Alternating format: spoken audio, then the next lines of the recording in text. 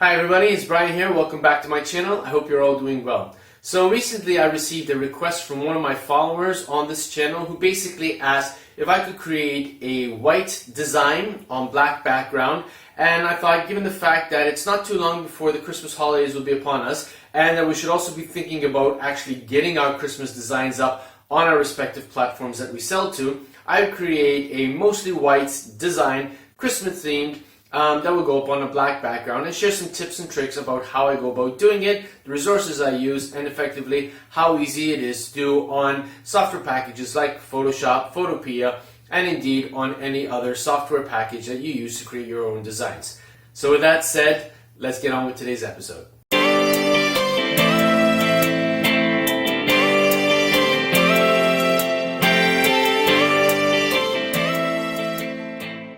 Now, before we continue with today's episode, the fact that you're here gives indication that you are interested in all things pertaining to print on demand. And for that, thank you very much for taking the time out of your busy day to watch this particular episode. I hope that you get a lot of value out of it and that it actually helps you to motivate you with some interesting tips and tricks to help you get designing and increasing your portfolio size so that hopefully you'll be able to also increase the chances of making sales.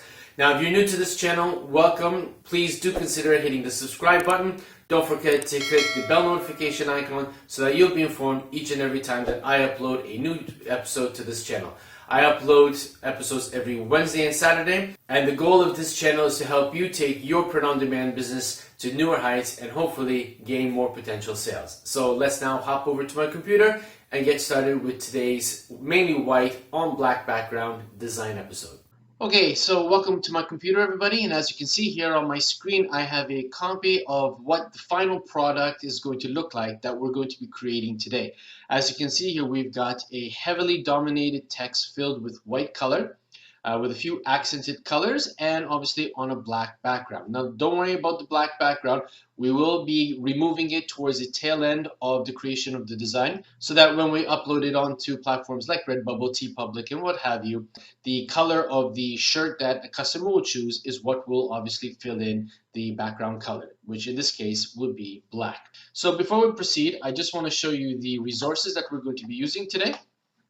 And these resources all came from the website pixabay.com. I'll leave a link to the website in the description below. It's a royalty-free, commercial-free website where you can gain resources to use in your print-on-demand designs. Okay, so just move that to the side here. And what we're going to do is we're going to open a new file.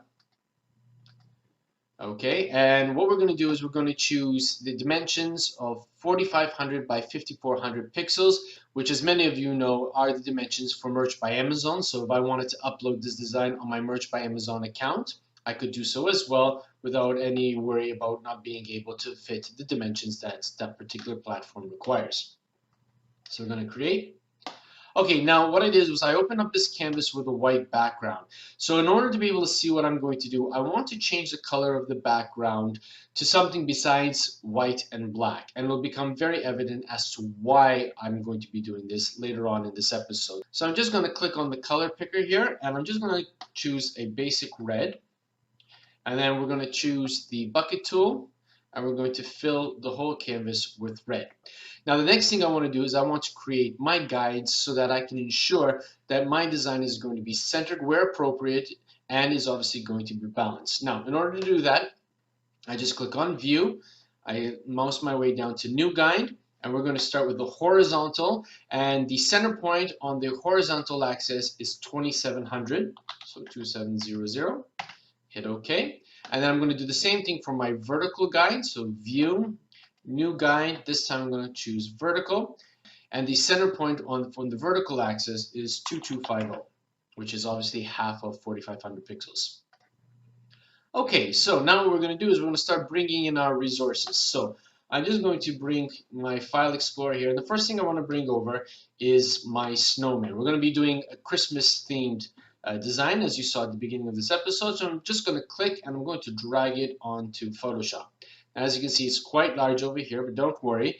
We're going to just grab one of the corner handles, and whilst holding the Shift key, I'm going to pull in the design, or rather the clip art, to a size that I would roughly want it. And I think for the moment, that's a pretty good size, so we'll leave it like that.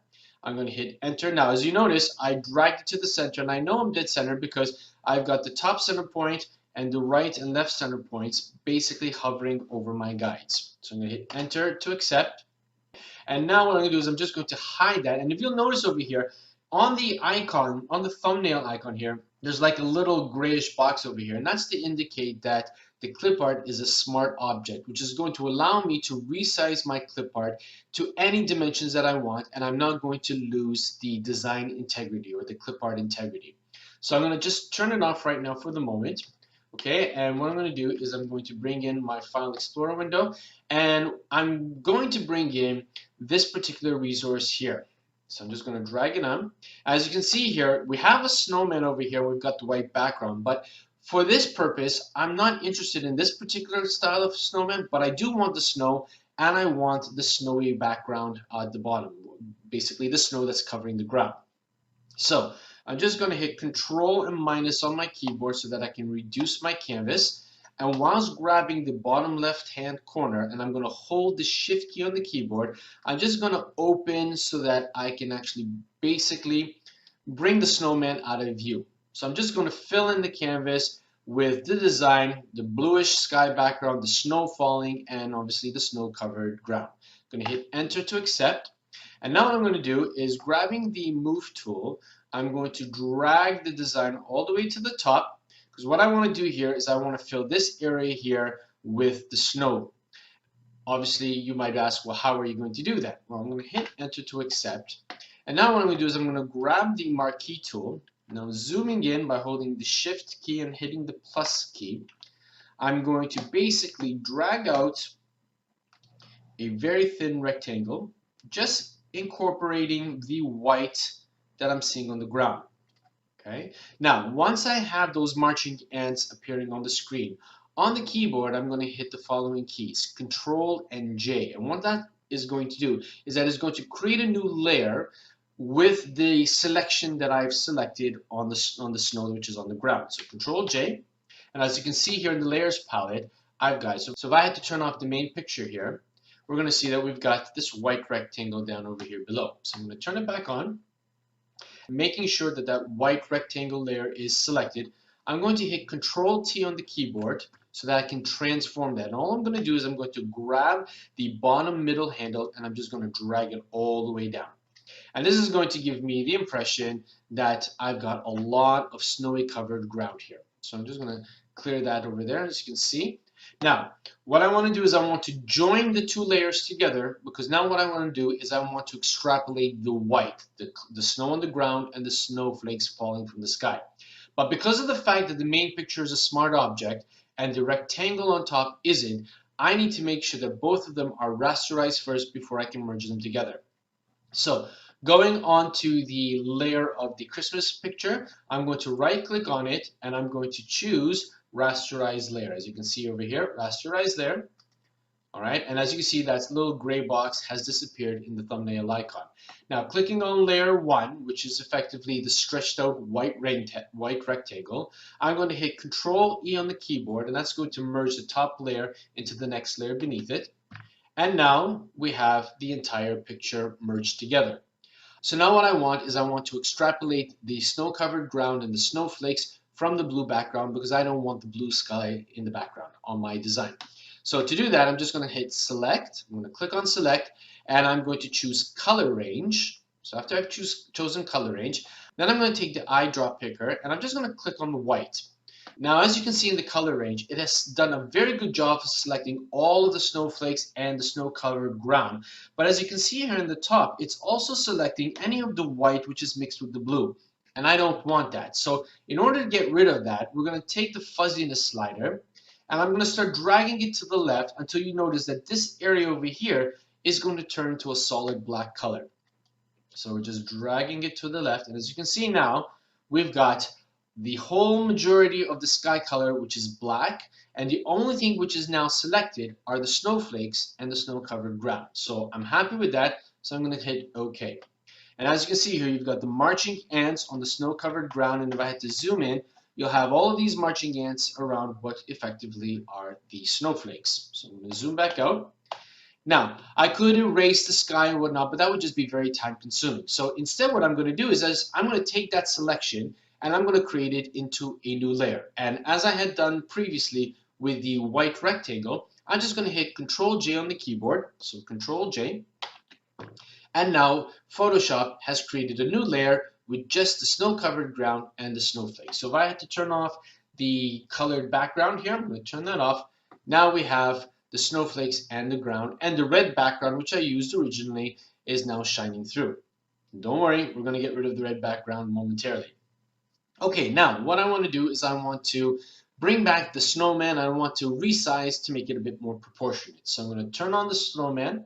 Okay, and what I'm going to do now is I'm going to drag it to the top so that any snowflakes which are in the area of the snowman are going to fall behind. Now, as you can see here, we've got sort of like this little shadow underneath the snowman, and it doesn't look really natural on the slope of the snow-covered ground. So what I'm going to do is I'm going to take the move tool, and I'm just going to drag it down a little bit. Okay, until I'm happy with that, and I think that's pretty good right over there. Okay, and when I'm happy with it, I'm going to move on to the next task at hand. So in the original picture, you notice that I had these sort of white circles going around the snowman, okay, to give it a bit of a snowy movement field or what have you. So we're going to work on those now. And to do that, it's very simple. So I'm going to go back to the design that I'm working on.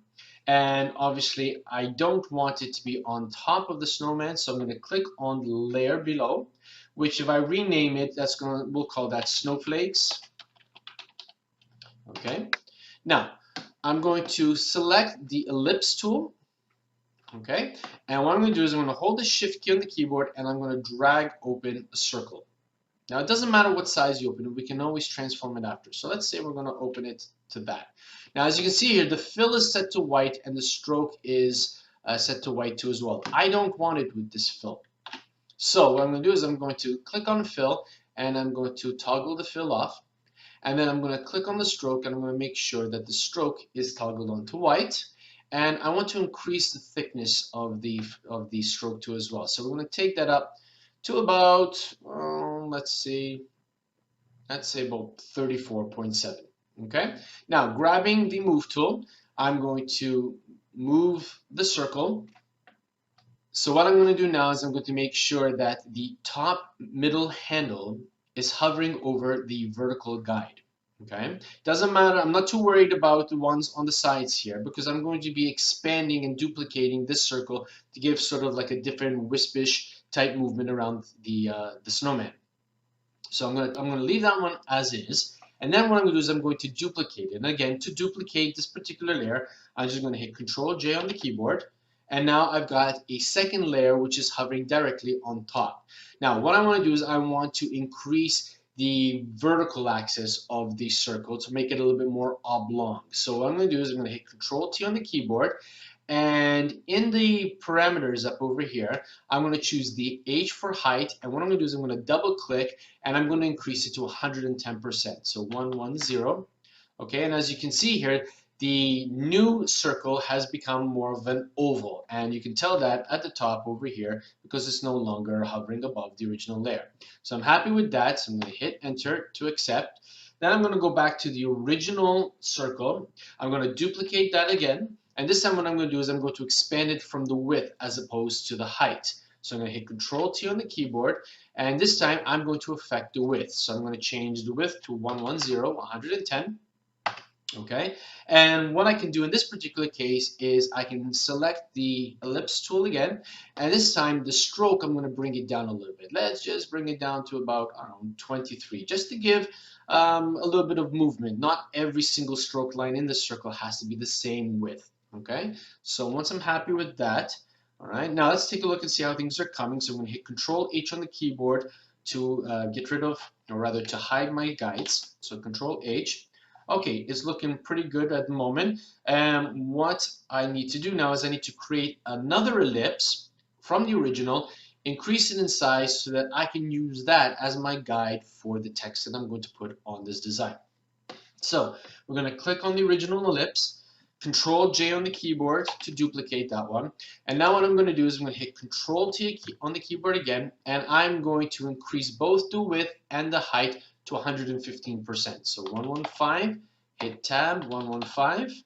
Okay, and now we've got a slightly larger circle which is surrounding all of the others, but I'm not too worried about this circle because I'm going to be hiding that later. All I want is this circle to be my guide for the text that I'm going to be using on it. Okay, so I'm going to hit Enter to accept. All right, now I'm going to hit the text tool on the keyboard, choosing horizontal text tool. Let's bring back the guides again. So we're going to hit Control H on the keyboard. Now, I'm going to be hovering my text tool over the large circle that I just created until it actually changes. So if you take a look at the icon over here, right now it's just sort of the text tool with a square box around it. As I move over the rectangle, can you see that it's changed? We still have the text tool, but that square around it has disappeared and there's sort of like a squiggly line through it. That's going to indicate to me that as I type, the text is going to follow the curvature of the ellipse. So I'm going to go right into the center. I'm going to click on it, and what I want to do is I want to type Merry Christmas. So hitting the Shift key, so Merry Christmas, and as you can see, the text has moved in conjunction with 3, 2, 1, and as you can see, the text has moved all around the outer circle.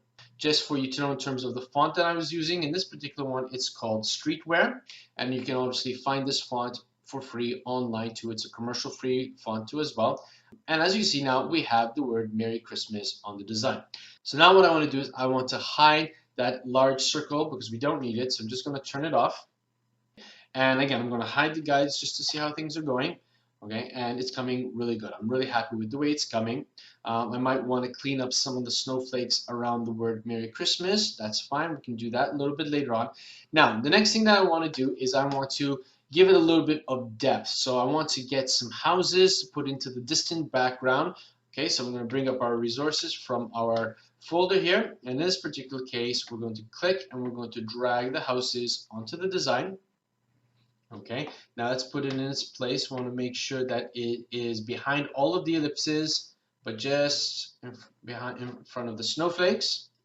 Actually, we want to put it behind the snowflakes. Okay, so now as I hit the move tool, I'm going to click and drag the houses, and I want them to go just underneath the ground. I don't want them above. I want to give the impression that the snowman is perched a bit on a hilltop and there's a bit of a slope going down to the houses. All right, and what I can do is I can also increase the size of them. So hit Control T on the keyboard, holding the Shift key on the keyboard. I'm going to click and I'm going to grab the top handles here, and I'm going to basically stretch the design so that the houses on either end are just off the seam.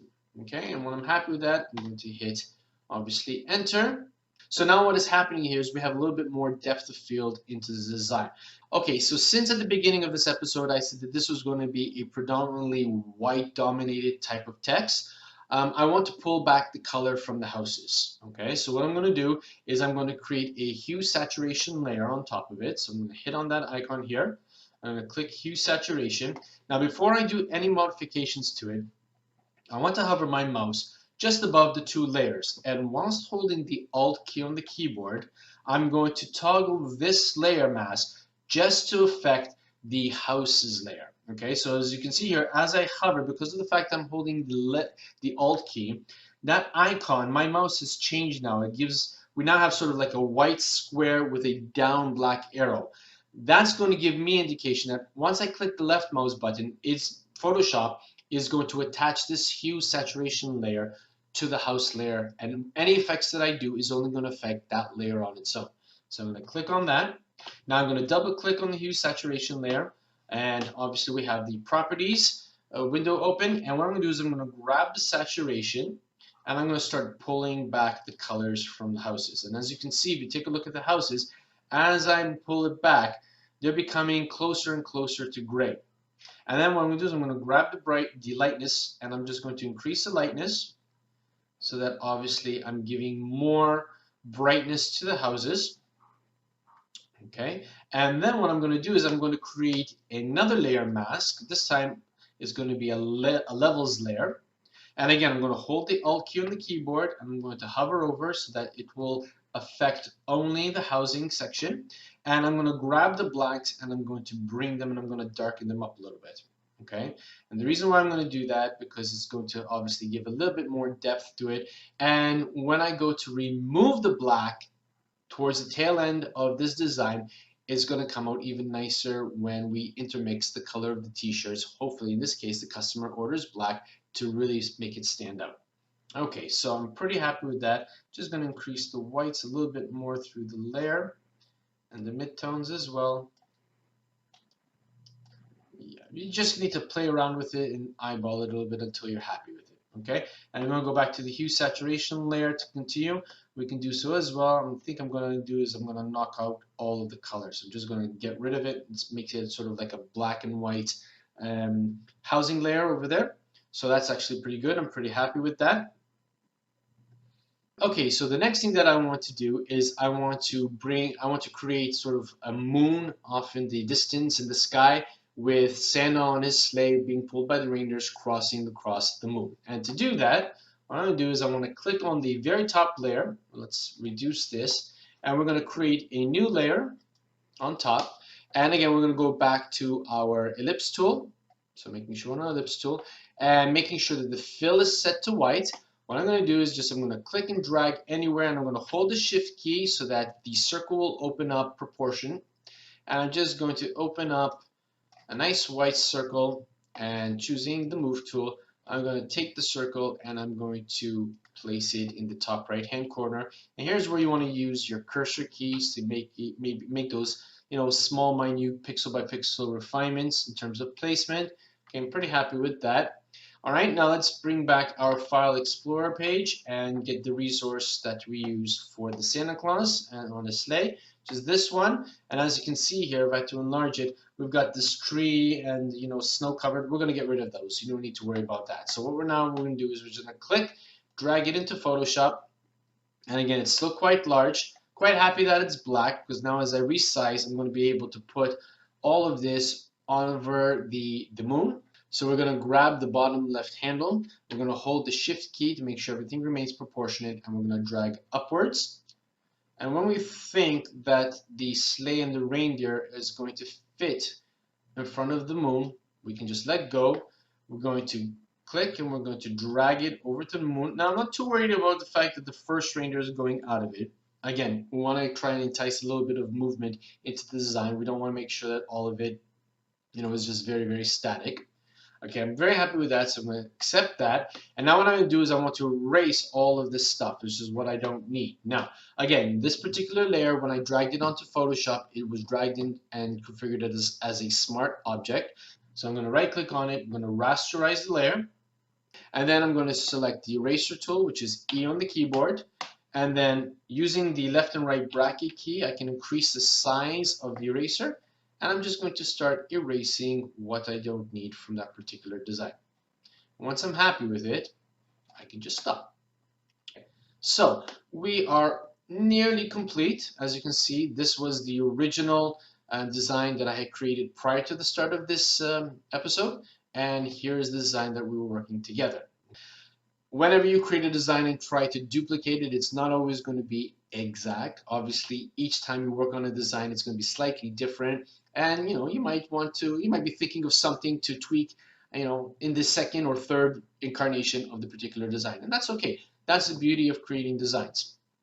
Okay, so now I'm going to turn off the red layer, and as you can see, everything that needs to be transparent is in fact transparent, but the one thing that I'm not too happy about is that when I upload it onto Redbubble or TeePublic, so given the fact that I have Santa on his sleigh flying with the reindeers black, and we have some blackness in the houses, and in fact even the buttons and the eyes and mouth of the snowman is a lighter shade of black, I want to try and get rid of those so that when it's incorporated onto the t-shirt, the black of the t-shirt is what will give that blackness, that richness. Okay, so what we need to do first is in our layer palettes here, I'm going to select all of them. So we have the first one selected. I'm going to hold the shift key on the keyboard. I'm going to click on the last layer. So they're all highlighted. And then I'm going to hit Control G on the keyboard. And that's effectively telling Photoshop to group everything together. So Control G. And as you can see, now we have group 1. I'm going to click on it, and I'm going to rename it as design layers. Okay, now, because of the fact that that layer is toggled, if I hit the following keys on the keyboard, Control, Shift, Alt, and E, what it's going to do is it's going to merge all of the layers together and create a separate new layer, which is effectively stamped. So Control, Shift, Alt, E, as you can see here now, I have a stamped layer. So if I had to turn off the design layer, what you're seeing here is a stamped version of my design. And it's on this layer that we are going to extrapolate any black that we want to from this design, so when we upload it to platforms like Redbubble and TeePublic, that black is going to appear, as I said earlier on, from the color of the t-shirt. Okay, now in order to extrapolate the black without making it a time-intensive exercise, we're going to go up here to select, we're going to choose color range, and then what I'm going to do, remember it was selected to white, so we're going to move our eyedropper picker and we're going to go onto the sleeve of Santa, which is black. I'm going to click on that, and as you can see here, all of the white has been ignored, and anything that has black in terms of tonality has now been selected in the thumbnail here, in the preview window. And I can tweak it to what I like. So right now we're at 117. I can decrease it, in which case I'm still leaving a lot of tones of black on the screen, or I can increase it to bring up even more. So if you look at the scarf of the snowman and the gloves, there are some shades of black within them. And if I increase it, you can see in the preview mirror that the scarf and the gloves are starting to come more into view. So if I continue bringing it up, you can basically eyeball it and see what you feel comfortable with in terms of including. Every design is going to be different, and you can try different versions of it. You can see how it comes. If you don't like it, you can always hit Control Z to undo and go through the steps over and over again until you're happy with what has been extrapolated. I think at 179 I'm pretty happy with that, so let's click on OK.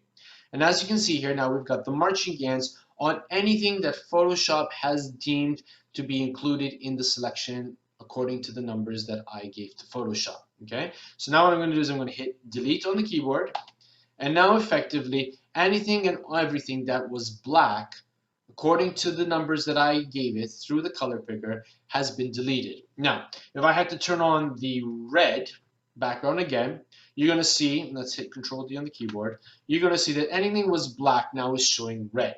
And I want to see what it's going to look like with, a nice black background. So I'm going to obviously turn the lock off the background, and what I'm going to do is I'm going to choose color overlay, and I've already set it to black. So when I click OK, now we can see that we've got the black background has come through, and if I turn off that layer, it's off. So on and off, and each time that I see the black, it's giving me a really good idea of how it's going to look on a t-shirt when it's uploaded to Redbubble or TeePublic. Okay. Now, if you want to maybe reduce the colors in the snowman, you can do that too as well. I mean, it depends on how saturated you want your design to be. For me personally, the way it is right now, I'd be happy with uploading it and obviously putting up on Redbubble or TeePublic. But just in case you wanted to reduce the color saturation, again, on layer 1, so all you'd have to do is go down to the icon below and then just choose the hue and saturation layer mask. And again, we're going to hit the Alt key to make sure that we are just toggling that particular layer. And we can just grab the saturation and bring it down to it as well. So if you wanted to subdue the colors in the snowman, you could do so. If you wanted to bump it up, you could do so as well. Obviously, that's giving a very cold but very unrealistic color palette. So if we wanted to just pull it back a little bit, again, that's the beauty of designing, being creative. You can create multiple variations. You can adjust the colors of the hat and the scarf by grabbing the hue set on the top and just obviously tweaking it according to how and what pleases you. But I think what I'm going to do is I'm going to leave it at 0 here. And I'm just going to pull back the saturation from it a little bit. Okay, and I'm quite happy with that. Okay, so there you have it. It really doesn't take a long time to do. Once you have your resources in a folder, it's just a question of clicking and dragging them onto your canvas, positioning, and the beauty of it is is that if I wanted to go back into my design layers and tweak something, let's say for example, I wasn't really happy with certain nuances. Let's say for example, some of the snowflakes are really bugging me in terms of where they are. So what I can do is I can hide the stamp layer, and I'm going to bring back the design layers. I'm going to open up the folder here, and I'm going to go to snowflakes, and what I can do is I create a layer mask icon. Okay, and remember when I'm painting with black, it's going to erase. So I'm going to hit B on the keyboard for brush. I'm going to increase the size of the brush, and let's say for example I don't want these snowflakes around the area. So I'm just going to click on them just to give it a little bit more clarity. Let's say for example over here next to the I, since the I already has a dot, so I'm going to get rid of that one, and the one just under the R, and maybe these two over here too as well. Okay, just to give it a little bit more cleanliness. Again, it's all up to preference. It's all up to what you would like to do. You can actually add more snow if you want to, or you can continue erasing as much of it as you would like. Again, once you're happy with it, let's just get rid of that one and this one here and that one too as well. Now I'm happy with that. I'm just going to reduce the folders, and then making sure that design layers is toggled. Again, I'm going to hit Control, Alt, Shift, and the letter E to stamp it. Oh, sorry, I made a mistake. I forgot to turn off the background layer, and I'm glad that I did that, because very often I see these kinds of designs with the background obviously uploaded, and it would be a very unsightly black background against a black t-shirt, which looks very ugly. So we're going to delete that layer. I'm going to turn off the background layer. Okay, and again, I'm going to hit Control, Alt, Shift, and the letter E to stamp it. I'm going to hide the design layer, and again I'm going to choose the black color, so I'm going to hit select and color range. And because of the fact that I chose black in the last step, I don't really need to do anything to the color range picker numbers in terms of the fuzziness. I can leave it at 179. I can hit OK. It's going to select all of the black, and once again I hit delete on the keyboard, and obviously the black is gone. Control D on the keyboard to deselect. And again, if I turn on the background, obviously now I can see what it's going to look like with the black background. So that's effectively how to go about doing it. It's quite simple. If I had to expand this here and float both of them into a window, you can see there's not really much in terms of difference between one and the other. Obviously in the second one, the snowman is a little bit smaller than I did in the first one. Again, that's up to you. You can increase the size of the snowman if you wanted to. If you wanted to take a step further and find a few shovels or some kids' toys, maybe a little sleigh or whatnot, and put it over here onto the white snow ground area, you could do that again to give it a little bit more foreground interest. Again, it's all about what you have inside your mind, inside your imagination, that you want to share with potential customers, so that hopefully they would like it enough to buy it on a t-shirt, on a throw pillow, a throw cushion, a duvet cover, or any of the other products that are offered on any of the print-on-demand websites. So there you have it, everybody. As you can see, it really doesn't take that long to create an effective white-based design on a black background, or indeed on any kind of background that you could use for your respective print-on-demand shops. Now, what I want to also inform you here is that this was basically the design that would effectively go on t-shirts and quite a number of other items that are offered on platforms like Redbubble. Now, if you wanted to transfer this design onto some other products like a mug or a sticker, well, there are a few tweaks that you'd want to do with this. For example, with a sticker, you would want to leave the black background on so that when you upload it to Redbubble, you're going to get a nice background, because without a colored background, then the sticker design is just going to look like a snowman being surrounded by a lot of white dots, and there really isn't going to be any depth, and there isn't even going to be any character to it. And most likely people won't even consider buying it. In terms of a mug, what you want to do is maybe consider putting the design on both sides of the mug. And if you'd like to do that, I do have a template that can help you with it. I will leave a link to that template in the description box below. Also, one final thing, with respect to the postcards are slightly different in terms of the configuration. I will also leave a template in the description that you could transfer this design, and indeed any kind of design that you create, be it for Christmas or otherwise, onto this postcard template, so that obviously when you're uploading to Redbubble, you can actually take this particular design and upload it for the postcard greeting card specifically. Remember, you do want to make sure that you do tweak your designs and actually design for particular products so that they will always look the best that they can.